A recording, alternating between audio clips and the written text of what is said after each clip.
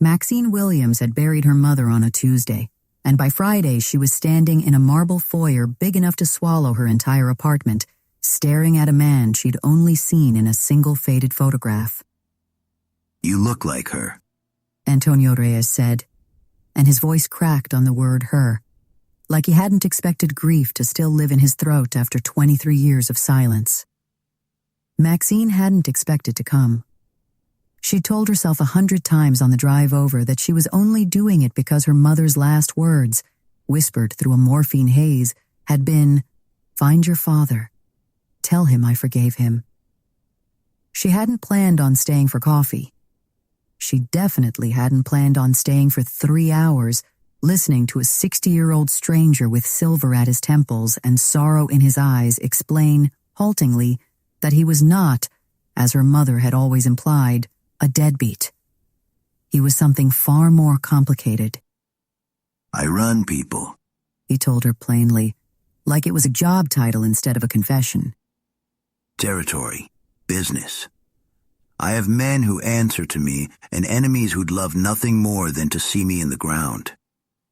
Maxine set down her cup. Her hand didn't shake, which surprised her. "You're telling me you're in the Mafia?" "I'm telling you, I am the Mafia in this city. Was for 30 years. He studied her face like he was memorizing it. The way you look at something you're afraid will disappear. I don't expect you to understand it. I don't expect you to forgive me for not being there. But I would like..." His voice caught again. "I would like the chance to know my daughter. Just not this. Never this." "I don't want your world," Maxine said, and she meant it with her whole chest. "I want a father. Sunday phone calls, maybe dinner sometimes, not..."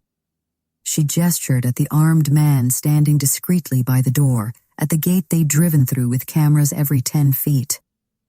"Not this." Antonio smiled like she'd said something that hurt and healed him at the same time. "Then that's what I'll give you." 2 weeks later, he took her out for the first time. A real father-daughter outing. Lunch at a little Italian place he swore had the best tiramisu in the state, no bodyguards visible. Just the two of them in the back of his car, laughing over something stupid he'd said about her taste in music. The first bullet came through the rear windshield before Maxine even registered the sound of the shot. Everything after that was fragments. Antonio's hand shoving her down into the footwell with a strength that didn't match the blood already soaking through his shirt. The driver swerving, tires screaming. Antonio's voice, low and urgent, telling her to stay down, baby, stay down. The first time he'd ever called her that. The hospital was chaos. Fluorescent lights and shouting, and a nurse pulling Maxine away from the gurney while she screamed that she wanted to stay with him. She didn't remember agreeing to wait in a private room. She didn't remember how much time passed before a man walked in that she'd never seen before. Tall, dark-haired, wearing a suit like armor with a jaw so tight it looked carved from stone, and eyes that were, despite everything, unbearably kind when they landed on her. "Maxine." He said her name like he already knew it intimately, which unsettled her more than the blood on his cuffs. "I'm Kane. Antonio asked for you." Antonio was gray by the time she reached him. Tubes and wires and a machine counting out his heartbeats in dwindling green peaks. But his hand found hers with a grip that still had some fight left in it. "I don't have long," he rasped. "Listen to me. Kane." His eyes moved to the man standing at the foot of the bed, and something passed between them. Some entire unspoken history. "Kane is my son in every way that matters except blood. He's next in line.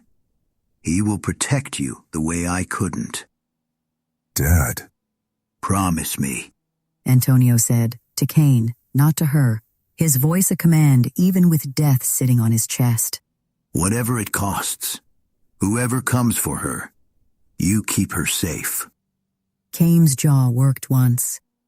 I swear it. He said, and the words came out like a vow taken in blood, not just spoken. On your name. On everything you built. I'll die before I let anything touch her. Antonio's eyes found Maxine's one last time, and he almost smiled. There she is. He murmured, like he could suddenly see her mother in her face. I'm sorry I only got 2 weeks. He was gone 4 minutes later. Maxine didn't remember leaving the hospital. She remembered Kane's hand at the small of her back, steering her past reporters already swarming the entrance. Remembered his voice, low and final, telling a man named Dominic to bring the car around. Where are we going? She asked, numb, staring out at a city blurring past the window. Somewhere safe. Kane said. Somewhere no one will find you until I know who did this. I have an apartment, a job, a life. Not anymore.